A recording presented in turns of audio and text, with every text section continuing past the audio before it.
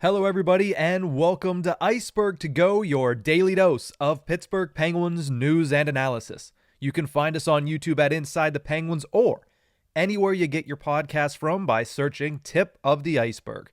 The Penguins kicked off their post-All-Star schedule with a solid victory over the Winnipeg Jets 3-0 on Tuesday, and now they embark on what I consider to be a pivotal road trip to Minnesota and Winnipeg over the weekend. They'll take on the Minnesota Wild later tonight on Marc-Andre Fleury night at XL Energy Center, and then they have a rematch with the Winnipeg Jets tomorrow night at 7 p.m.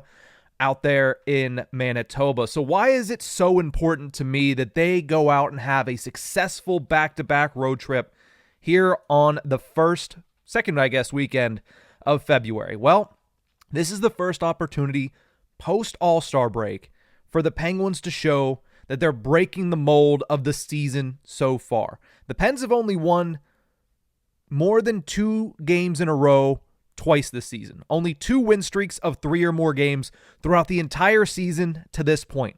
They had a 5-game win streak, which is the best of the season, in November between the 4th and the 14th, which was the California road trip, and then wins over the Buffalo Sabres and Columbus Blue Jackets on home ice. And then they had a 3-game win streak in late December, 2 of those games against the New York Islanders, and the third being against the St. Louis Blues. That's it. The rest of the season, they've capped out at 2 wins in a row. Not a lot of win streaks, which has them exactly where you would expect in the standings, the middle of the road. That's why they continue to sit in the same position. They don't jump a lot of teams very often, and they don't fall out of the basement, or into the basement, I should say, very often either. But they need to start putting together longer win streaks to make up ground in the Eastern Conference and to also separate themselves from the pack that is directly behind them. The New Jersey Devils, the Washington Capitals, the Montreal Canadiens, the Buffalo Sabres, they're underneath the Penguins as of right now. But there's not a lot of separation there. The Pens have games in hand because they have games in hand on absolutely everybody. But they need to utilize those. You heard that in the post-game on Tuesday. A lot of players saying we have games in hand, which is great, but we need to win those games in order for that to mean absolutely anything this season. So this is part of it. You need to start stacking wins. You need to start getting win streaks to separate yourself from the pack behind you and to include yourself in the pack above you. Not only that, the Penguins need to be in the best position possible by the time the calendar flips. Because February, obviously they had the first week off. They are getting back into the swing of things now, 3 games in 5 days, but they have a couple of back-to-backs with time in between them. Once you get to March, the Penguins play every other day the entire month except for 1 2-day break. 31 days in March. They play every other day except for one instance, and that is late in the month of March. So by that point, you're going to need that second day off if you're the oldest team in the National Hockey League. You look at the schedule in March. 10 of those 16 games are against the Eastern Conference. 7 of the 16 games are against the Metropolitan Division. And when you look at the Western Conference games that they have, 6 of them on the schedule, 2 are against Edmonton, who just ended a 16-game win streak. They're red hot as of right now. 1 against Colorado, who's one of the best teams in the Western Conference. 1 against Dallas, who's also one of the best teams in the Western Conference. And then they have Calgary and San Jose. So it is a hellacious hellscape of a schedule for the Pittsburgh Penguins once March hits. You need to be in the best position possible going into that, because I believe something different than the Penguins head coach said yesterday after practice at UPMC Sports Complex in Cranberry. Mike Sullivan himself believes that type of schedule might actually aid the Penguins in getting back into the playoff race. This was his quote yesterday when asked about the schedule coming up and playing a little bit more and trying to get into a rhythm, specifically after seeing what he did on Tuesday against the Winnipeg Jets. He said, quote, "I think our team's at its best when it's playing a lot of hockey because we can get into a little bit of a routine, and hopefully that will help with our execution." So he thinks the Pens are going to get better the more they play, and they're certainly going to get an opportunity to either prove him right or prove him wrong, because before Tuesday's game, Josh Getzoff of the Penguins broadcast on Sportsnet Pittsburgh said 36 games in 72 days to end the season. That's a game every other day on average. It's actually coming to life in March. A game every other day. So Sullivan post-practice believes the Pens are better and at their best when they get to play consistent hockey. I personally don't agree. And I don't coach these guys. I don't coach anybody. I'm not a coach in the National Hockey League. I'm not a coach in the American Hockey League.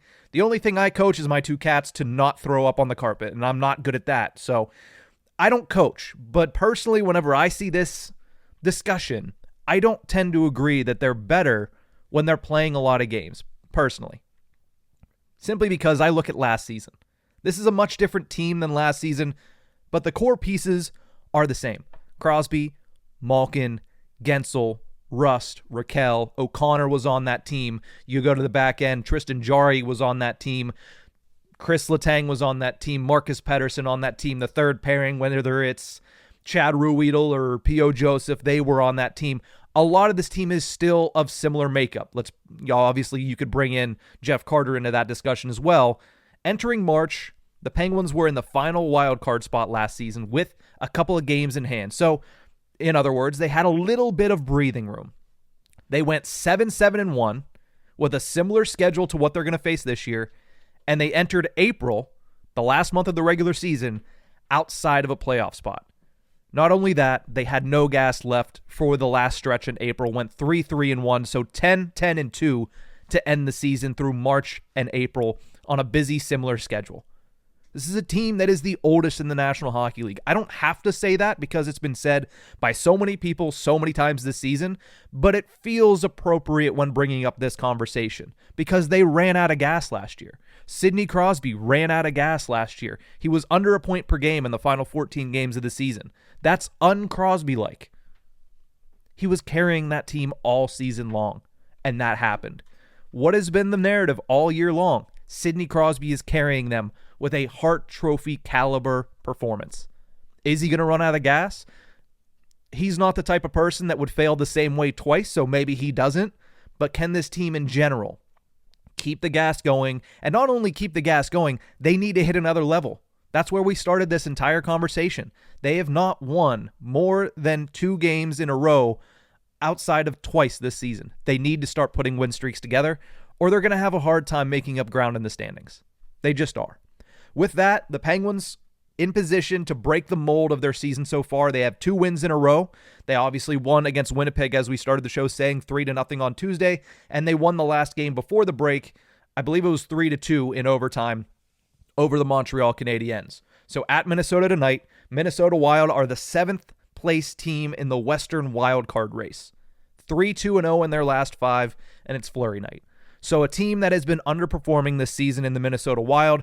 You're taking on Marc-Andre Fleury, who has been underperforming this season for the Minnesota Wild. He has an .897 save percentage, but it's a big night for him. It's an important night for him. Are you going to be able to go out there and get the best of one of the best in Penguins history? That's going to be a big storyline. That's going to be a big game tonight. They have a lot of talented players over there on the Minnesota Wild. Brock Faber is having a Calder-type season. He's having a season where he could get into Norris Trophy consideration, meaning he will probably get a vote or two. I don't think he's going to be a top 3 guy, but he's certainly having a very underrated season with the Minnesota Wild. They have a lot of good young players, and let's not forget how good Kirill Kaprizov is at the National Hockey League level. And then on the second half of a back-to-back, Rob Rossi has touted this all season long. Josh Yohe has touted this over the last couple of weeks. The Penguins are undefeated on the second half of back-to-backs. It is a strange stat for one of the most unpredictable, inconsistent teams in the National Hockey League that they are undefeated on the second half of a back-to-back. They try to increase that record against the Winnipeg Jets on Saturday night. Winnipeg, as most of us know from watching that game on Tuesday, very good in the Western Conference standings, 3rd in the Central, but they're on a bit of a slide, 0-4-1 in their last 5. They lost 3-0 to the Penguins on Tuesday. They lost 4-1 to the Philadelphia Flyers last night, so they're on a little bit of a dip when it comes to production. Might be the perfect time for the Pens to go and face them twice in a week. Might be the time for Winnipeg to turn things around against the Penguins. But it's a big rematch. It is a rematch of a game in which the Penguins did win. Tristan Jarry did shut out the Winnipeg Jets. But in the second and third period, the Winnipeg Jets, I thought, carried play much more than the Penguins. Specifically, in the second period at 5-on-5, and specifically in the third period, the first entire 10 minutes. I thought the Winnipeg Jets were pushing very hard, and if it wasn't for Tristan Jarry being at the top of his game, and for, shout out to the video coaches for the Penguins who got that goal overturned, if it wasn't for them, Penguins might have had a little bit more of a tighter contest on Tuesday. So I think this is going to be a weekend of two pretty tightly contested matchups, two difficult matchups for the Penguins, and two very important matchups for the Penguins, as I outlined above. But at the end of the day, we're happy that we got consistent hockey coming down the pipe. Excited to see what they're able to do with this opportunity. Excited to see how they handle tonight. Fleury night, big night for a very important person to a lot of players in the Penguins locker room, including the head coach, Mike Sullivan, who spoke highly of Marc-Andre Fleury yesterday post-practice. But very, very fun weekend of hockey, very fun weekend of sports, because it is the weekend of the Super Bowl. Hope everybody out there enjoys their time. Everybody out there enjoys their weekend because, well, the weather is going to start getting nicer, and everybody's going to start being happier. I know at least I will. But that's going to do it for this episode of Ice-Burgh To Go. Thank you guys so much for tuning in. And remember, you can find us on YouTube at Inside the Penguins or anywhere you get your podcasts from.